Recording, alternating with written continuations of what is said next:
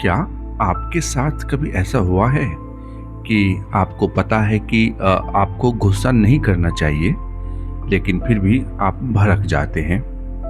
आप जानते हैं कि यह चीज़ आपके लिए गलत है, लेकिन फिर भी एक अदृश्य शक्ति आपको उसी ओर खींच ले जाती है। आप सोचते हैं कि बस थोड़ा और पैसा, थोड़ी और तरक्की मिल जाए तो मज़ा आ जाएगा, लेकिन मिलने के बाद भी वह खालीपन बढ़ता नहीं, बल्कि और गहरा हो जाता है। अगर हाँ, तो आप अकेले नहीं हैं। यह सवाल आज का नहीं, हजारों साल पुराना है। और यह सवाल एक ऐसे योद्धा ने पूछा था जो कुरुक्षेत्र के मैदान में अपने ही सामने खड़ा था। उसका नाम है अर्जुन, और उसने श्री कृष्ण से पूछा था, अथ केन प्रयुक्तोयम पापम चरति पुरुषः अनिच्छनं पीवार्षणेय बलादेव नियोजितः।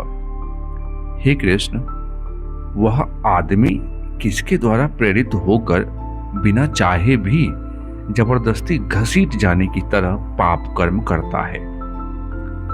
यह सवाल सिर्फ अर्जुन का नहीं है, यह सवाल मेरा है, आपका है, हर उस इंसान का है जिसने कभी खुद को अपनी ही आदतों का गुलाम पाया। और आज इस वीडियो में हम यथार्थ गीता के जरिए इसी सवाल का जवाब खोजेंगे।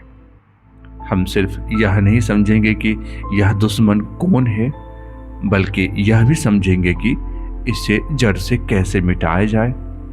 और यह सब एक शुद्ध मनोवैज्ञानिक प्रक्रिया के रूप में समझेंगे, ना कि किसी धार्मिक कहानी की तरह।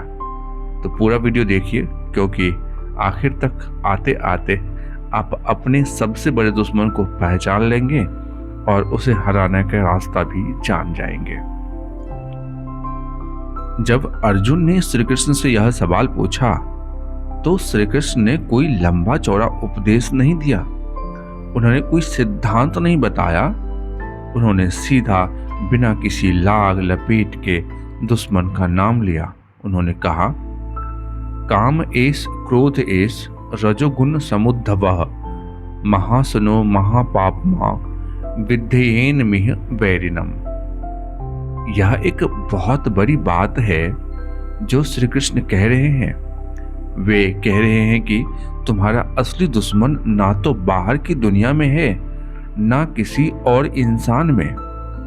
असली दुश्मन है काम, और काम का मतलब सिर्फ यौन इच्छा नहीं, बल्कि हर वह तीव्र इच्छा, हर वह लालसा जो आपके मन को बेचैन करती है।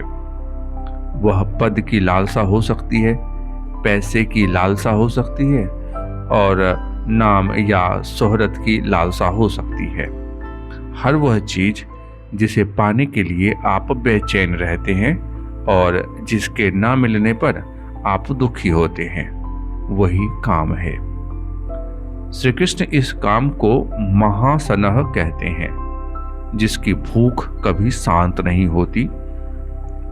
आपने गौर किया होगा, एक इच्छा पूरी होती है तो 10 सेकंड की राहत मिलती है, और फिर अगली इच्छा खड़ी हो जाती है। यह एक ऐसी आग है जिसमें आप जितना ईंधन डालते हैं वह और भड़कती है। यह आग कभी नहीं कहती कि बस अब मेरा पेट भर गया। यह एक साइकोलॉजिकल एडिक्शन है जो आपको लगातार भविष्य की किसी काल्पनिक खुशी के पीछे भगाता रहता है, और आप वर्तमान की शांति कभी नहीं जी पाते। यथार्थ गीता में इसकी व्याख्या बहुत गहराई से की गई है। यह काम ही वह जड़ है जिससे सारे विकार पैदा होते हैं। लेकिन अब सवाल उठता है कि यह दुश्मन रहता कहाँ है? अगर हमें इसे मारना है तो हम इस पर वार कैसे करेंगे और कहाँ करेंगे? श्री कृष्ण कहते हैं, इंद्रियाणि मनो बुद्धिर्स्याधिष्ठान मुच्यते एतैर्विमोहयत्येष ज्ञानामृत्य देहिनम। इंद्रियां, मन और बुद्धि ये इस काम के निवास स्थान कहे जाते हैं। यह इन्हीं के द्वारा जीवात्मा के ज्ञान को ढककर उसे मोहित करता है। यह गीता का एक क्रांतिकारी बयान है। हम सब सोचते हैं कि हमें गुस्सा सामने वाले ने दिया, उसने ऐसा बोला, उसने गाली दिया, उसने हमारी बुराई किया, इसलिए हमें इतना गुस्सा आया। हम सोचते हैं कि लालच इसलिए आया क्योंकि सामने की चीज बहुत आकर्षक थी, बहुत सुंदर थी। लेकिन श्री कृष्ण कह रहे हैं, नहीं, शत्रु बाहर नहीं, तुम्हारे भीतर है। उसका ठिकाना आपकी अपनी इंद्रियां, आपका अपना मन और आपकी अपनी बुद्धि है। बाहर की चीज तो बस एक ट्रिगर है, असली बारूद तो आपके भीतर पहले से रखी है। यथार्थ गीता इसे और स्पष्ट करती है। यह काम आपकी आंखों के रास्ते सुंदर रूप देखकर जागता है, कानों के रास्ते मीठी बातें सुनकर जागता है, त्वचा के रास्ते कोमल स्पर्श पाकर जागता है, और फिर यह आपके मन पर कब्जा कर लेता है और आपकी बुद्धि को भ्रष्ट कर देता है। यह इतना शक्तिशाली है कि एक बुद्धिमान से बुद्धिमान आदमी को भी पागल बना सकता है। इसलिए बाहर की दुनिया को बदलने में या सामने वाले इंसान को कोसने में कोई समझदारी नहीं है। असली काम तो अपने भीतर के इस महासन को पहचानना और उससे काबू करना है। श्री कृष्ण ने गीता में सिर्फ दुश्मन का नाम और पता नहीं बताया, उन्होंने यह भी बताया कि यह हमला कैसे करता है और कैसे एक छोटा सा बीज पूरे पेड़ को जहरीला बना देता है। यह एक स्टेप बाय स्टेप प्रोसेस है, एक मनोवैज्ञानिक स्लिपरी स्लोप है जिस पर हम बिना जाने फिसलते चले जा रहे हैं। पहला स्टेप है, शुरुआत होती है एक मामूली से विचार से। आपने किसी को एक लग्जरी कार चलाते देखा, आपने किसी की तारीफ सुनी, आपने सोशल मीडिया पर किसी की परफेक्ट लाइफ देखी, आपने बस एक बार उसके बारे में सोचा, अभी तक कुछ गलत नहीं हुआ। विचार आते हैं, जाते हैं। अब स्टेप दूसरा है, लेकिन आपने उस विचार को जाने नहीं दिया, आपने उसे बार बार दोहराया। काश मेरे पास भी ऐसी कार होती, काश लोग मेरी भी ऐसी तारीफ करते। बार बार चिंतन करने से वह विचार एक भावना में बदल गया, उस वस्तु या व्यक्ति के प्रति एक खिंचाव पैदा हो गया। यही संग है, आसक्ति है। स्टेप 3, यह आसक्ति अब और पकती है, यह एक तीव्र इच्छा बन जाती है। अब यह अच्छा होता से बढ़कर मुझे यह चाहिए ही चाहिए बन जाती है। यह मन में एक बेचैनी पैदा करती है। यही काम है।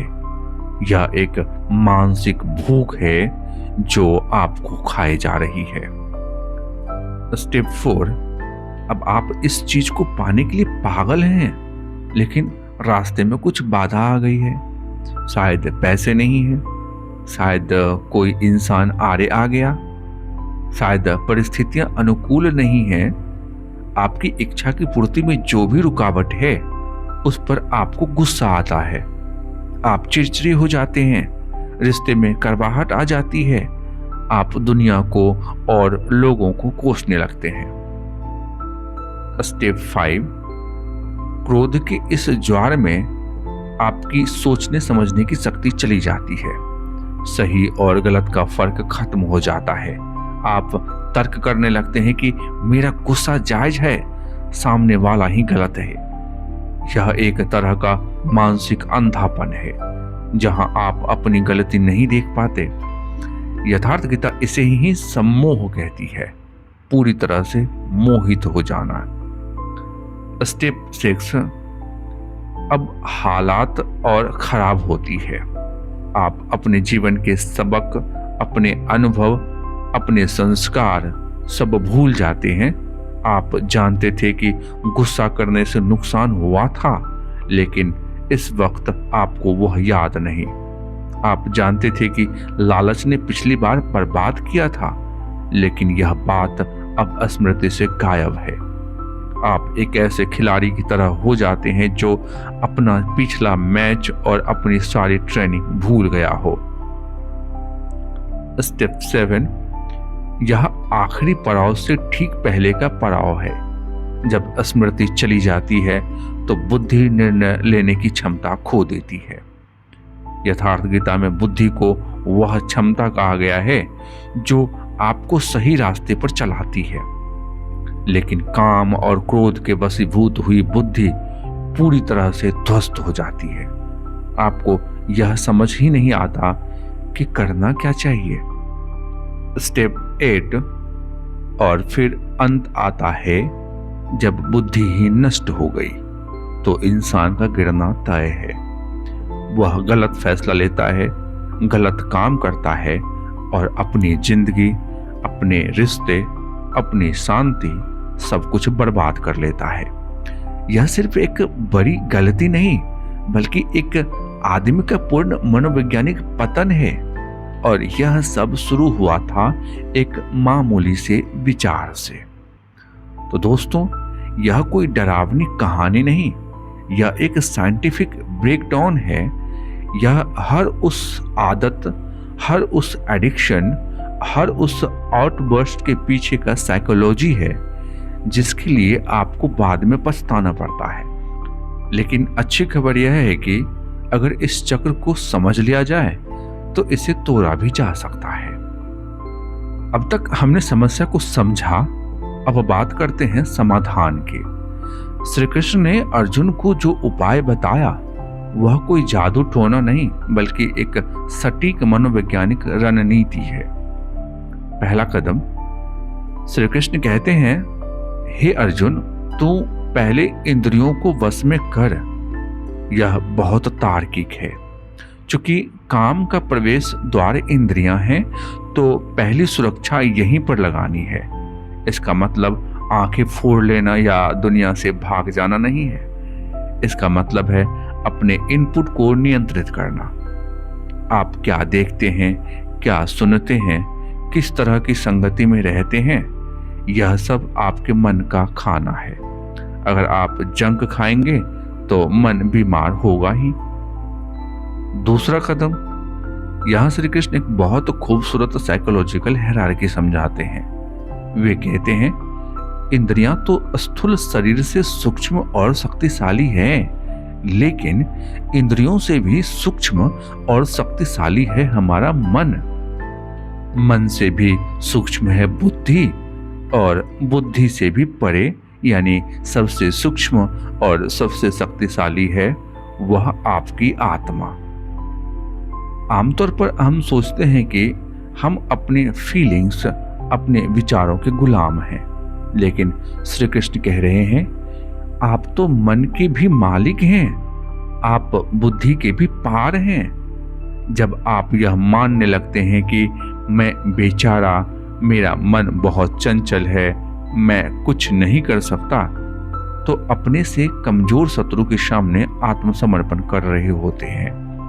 यथार्थ गीता आपको जगाती है, आप तो सबसे शक्तिशाली हो। तीसरा कदम, अब हमें यह करना होगा कि हम अपनी बुद्धि को, जो एक शांत और विवेकपूर्ण शक्ति है, उसे अपने मन का चालक बनाएं।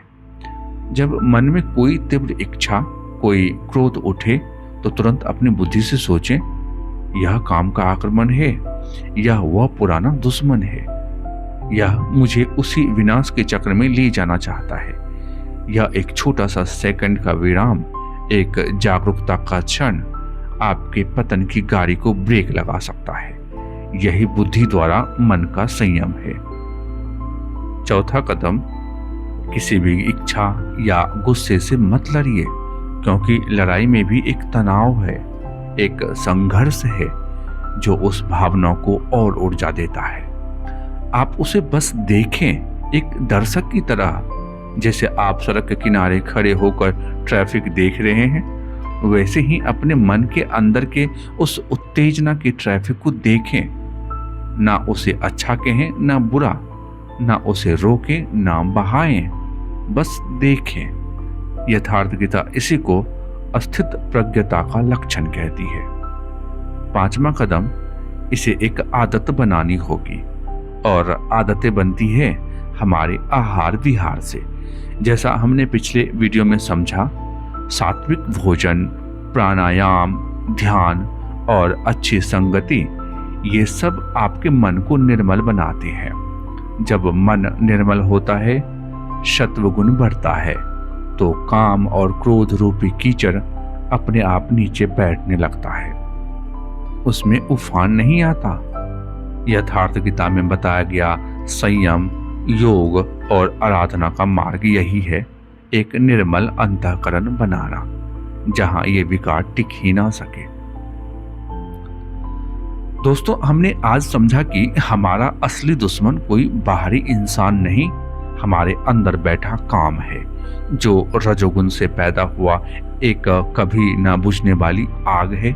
हमने देखा कि कैसे यह दुश्मन एक मामूली से विचार से शुरू होकर हमें और हमारे पूर्ण मनोवैज्ञानिक पतन तक ले जा सकता है। और हमने यह भी सीखा कि इसका इलाज कोई जादू नहीं, बल्कि अपनी इंद्रियों के प्रति सचेत रहना, अपनी बुद्धि की शक्ति को पहचानना और एक साक्षी की तरह अपने मन के खेल को देखना है। यह सब करते हुए हम धीरे धीरे एक ऐसी मनोदशा बना सकते हैं जहां इच्छाएं आती हैं लेकिन हमें नियंत्रित नहीं करती है। गुस्सा उठता है लेकिन हमें बहा नहीं ले जाता।